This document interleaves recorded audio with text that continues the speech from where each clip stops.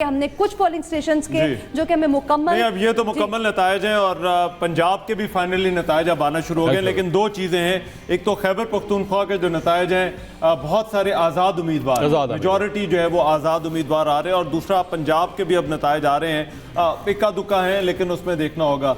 मुज़म्मिल, पहले आपका कमेंट फिर चॉइस साहब से मैं पूछता हूँ। देखिए, इस पे तो खैबर पख्तूनख्वा के अंदर at least I am not surprise ये देखते हुए कि इंडिपेंडेंस का एक मार्जिन वहाँ पे बहुत क्लियर दिखाई दे रहा है। उसकी वजह ये है कि JUI as an opposition stand नहीं कर सकी, बिल्कुल नहीं कर सकी वहाँ से। दूसरा ANP की अगर हम बात करें, बिलोर साहब अपनी सीट पे बहुत पीछे थे लास्ट टाइम जो मैंने देखा है, तो वो ये सब कुछ होते हुए कि उन्होंने सेक्रीफाइसेस किए, उनकी पार्टी ने एंटी तालिबान स्टांस पे बहुत मार खाई, लेकिन उसके बावजूद जो पॉपुलिज्म की एक वेव होती है उसका मुकाबला मीडिया स्ट्रेटजी कम्युनिकेशन से हो सकता है, काम से, प्रोजेक्ट से वो सब दिखा के कुछ नहीं कर सकते। साहब देखिए, बज़ाहिर तो यही महसूस होता है कि जो आज़ाद उम्मीदवार हैं जिनको पाकिस्तान तहरीक इंसाफ की सपोर्ट है वो ज़्यादा मार्जिन लेके जीत रहे हैं, और खैबर पख्तूनख्वा के अंदर भी उनकी पोजीशन बड़ी स्ट्रांग है। बल्कि PTI तो अब क्लेम कर रही है कि 2 सूबों के अंदर हम हुकूमत बनाने के काबिल हो चुके हैं।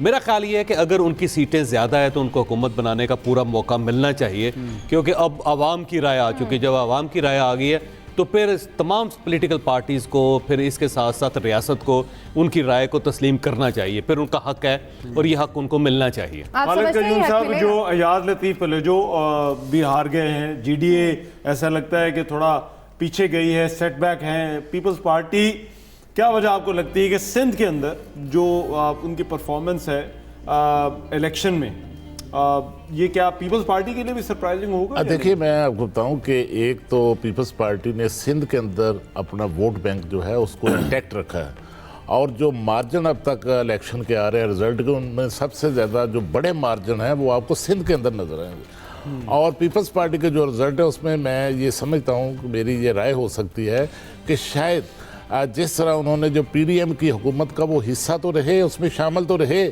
लेकिन उन्होंने बाद में उससे एक फासला जो है अख्तियार किया, एक स्ट्रेटजी के तहत, एक हिकमत के तहत, उसका शायद उनको जो है वो फ़ायदा पहुंच रहा है। और नून लीग को और उनके इत्तेहादी दूसरे जो मौलाना फजल रहमान, JUI या दूसरी जमातें हैं, उनको उनका नुकसान जो है वो नजर आया। उन्होंने असल में कोई फ्रंट लाइन उन्होंने मिनिस्ट्री नहीं ली कि जिस पे को साबित करना पड़े कि हमने कोई काम किया, वो कोई नजला उनके ऊपर गिरा। PDM का फेस नहीं थे वो।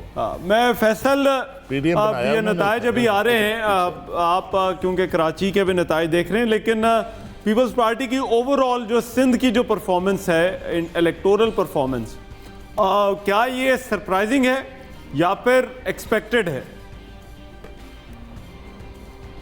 ये बात असल में ये है ना कि रिजल्ट नहीं आ रहा इस वक्त जो है वो मेरे ख्याल 2-2.5 बज चुके हैं, कितने घंटे हो चुके हैं अब तक रिजल्ट को। इलेक्शन कमीशन ने जो खुद मुद्दत का टाइम का तयन किया था कि वो 1 बजे तक रिजल्ट आ जाएंगे, तो वो तो इलेक्शन कमीशन अपनी दी गई मुद्दत में जो है वो रिजल्ट देने में जो है वो नाकाम हो चुका है। फिर जिन जिन जगहों पे इलेक्शन कमीशन ने रिजल्ट देना था, जहां उन्होंने अपनी स्क्रीनें लगाई थी, जो 8 मुकामात कराची में, फिर मरकजी जो सिटी इलेक्शन सिटी कायम किया गया था वो बंद हो चुका है। तो फिर हम रिजल्ट के लिए फिर किस पे जाए? अब तो हम दावों पे चल रहे हैं ना। मिसाल के तौर पे मैं आपको एक मिसाल दूं कि MKM ने कहा कि हमने कराची में 18 सीटें जीत ली हैं, पीपल्स पार्टी ने बोला हमने कराची में जो है वो 10 सीटें जीत ली हैं, तहरीक इंसाफ कह रही है हम कराची में तमाम सीटें जीत चुके हैं, इसी तरह जमात इस्लामी दावा कर रही है इस तरह कराची में जो 22 सीटें नहीं, फिर तो कराची में 80 सीटें हो गई। तो भाई 80 सीटें कहाँ से आ गई भाई शहर के अंदर? जीता कौन है? लेकिन अभी तो दावे कर रहे हैं ना, अभी तो दावे कर रहे हैं, लेकिन फैसल भाई, कोई दावों की बुनियाद होती है, कोई देखते हैं, कोई हालात का मेरा ख्याल है आपको नहीं लगता है इनको पता चल जाता है? मतलब पिछली दफा MKM के साथ जो होना था, शायद हमसे पहले MKM को खुद अंदाजा हो गया था कि MKM के साथ क्या होना है। बात यह है कि जिन जिन जमातों के साथ बात हुई थी उन सब के साथ हाथ हो गया। ये बस एक नुक्ते में, एक जुमले में आप सारा जो है समझ ले। हाथ इसलिए हो गया कि उनका अपना कोई वोट बैंक ही नहीं था, उनका सारा इन्हिसार जो है वो उनके दूसरों के ऊपर था, तो वो मेहनत भी नहीं कर सके और उन पर ज़रूरत से ज़्यादा इन्हिसार कर लिया गया जो ज़मीनी हक़ाइक़ से बहुत मुख्तलिफ था। ये मुमकिन नहीं था। जो हम ये कहते थे ना, ये जो धांधली होती है वो आप 19 को 20 कर सकते हो, 18 को 20 कर सकते हो, 15 को 20 कर सकते हो, लेकिन 1 को 20 कैसे करोगे? मामला वही हो गया, अब 1 को 20 करना है। अब सब दुनिया भर के जहन जो है ना वो जुड़े हुए और 1 को 20 करने की कोशिश कर रहे हैं। हमें तवक्को रखनी चाहिए कि जो कुछ भी हो पाकिस्तान की खैर में हो, अगर पाकिस्तान की खैर के लिए 1 से 20 करना है तो हो जाए, हमें क्या है, हमें तो हमसे परेशान फैसल, जैसे कि अभी आपने कुछ देर पहले भी कहा, तो अनाउंस कर दे जी, आपने कुछ देर पहले भी कहा कि जैसे कि एमक्यूएम वालों ने बहुत जल्दी की है, उन्होंने आके प्रेस कॉन्फ्रेंस भी की और उन्होंने ये दावा भी किया है कि जी हम जो है वो मजबूत उम्मीदवार थे और अब हम कामयाब भी होंगे। आपने कुछ देर पहले कहा कि उन्होंने बहुत जल्दी कर दी ये कॉन्फिडेंस दिखाने में, आपके पास क्या इसके अलावा कुछ बरक्स खबरें? देखिए, जो तहरीक इंसाफ की तरफ से हमें जो है फॉर्म 45 मौसूल हो रहे हैं, उसमें तहरीक इंसाफ जो है वो जितने मौसूल हुए हैं, अब ये नहीं पता हो सकता उन्होंने जाली बना ली हूँ, इसलिए मैं मोहतात गुफ्तगू ही करूँगा। जो तहरीक इंसाफ ने फॉर्म 45 भेजे उसमें तहरीक इंसाफ और दीगर पार्टियों की इतना बड़ा फ़र्क आ रहा है, इतना बड़ा फ़र्क आ रहा है कि वो कैसे मैनेज होगा, वो फ़र्क कैसे ख़त्म होगा। और अगर तहरीक इंसाफ ने जाली फॉर्म 45 बना लिया, हमें नहीं पता, हो सकता है जाली बना ली हो, हम तो जाली कहते हैं उनको, अब ज़्यादा हम इस बहस में पढ़ते ही नहीं, हमारी नज़र में जाली होंगे। तो वो जो जाली भी बनाए ना, उसमें फ़र्क इतना ज़्यादा है कि मिसाल के तौर पे किसी पोलिंग स्टेशन में तहरीक इंसाफ को 900 वोट पड़े तो नंबर 2 पे एमक्यूएम में वोट पड़े 14। अब आपने 14 को 950 भी करना है और उनके 900 भी ख़त्म करने, ये डबल जिम्मेदारी हो गई है।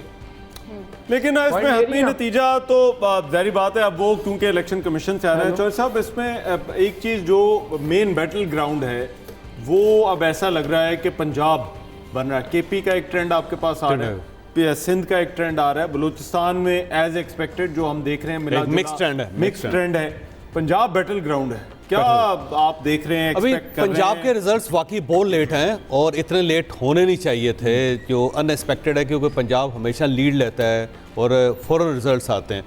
तो पंजाब के रिजल्ट्स का ना आना जो है इस वक्त खासा तशवीशनाक है। अच्छा, इस सारे जो खेल है उसके अंदर जो एक मिसिंग एलिमेंट है उसको हम इलेक्शन कमीशन कह सकते हैं। इलेक्शन कमीशन ने अभी तक अपनी प्रेजेंस शो नहीं की किसी जगह पे भी, या प्रेस कॉन्फ्रेंस कर दी जाती कि जी हमारे पास रिजल्ट्स आ गए हैं, हम इसे अनाउंस करने लगे हैं, या कोई प्रेस रिलीज जारी कर दी जाती, या उनकी तरफ से कोई डायरेक्शन आ जाती टेलीविज़न चैनल्स को। ना उन्होंने डायरेक्शन दी, ना उन्होंने प्रेस रिलीज दी, ना उन्होंने कोई प्रेस टॉक की। ये एक बड़ा हैरानकुन किस्म का फिनामिना है। मेरा ख्याल है कि उन्हें बोलना चाहिए अब, क्योंकि बहुत ज़्यादा स्पेकुलेशंस हैं और पोलराइजेशन की तरफ हम बड़ी तेज़ी से बढ़ रहे हैं।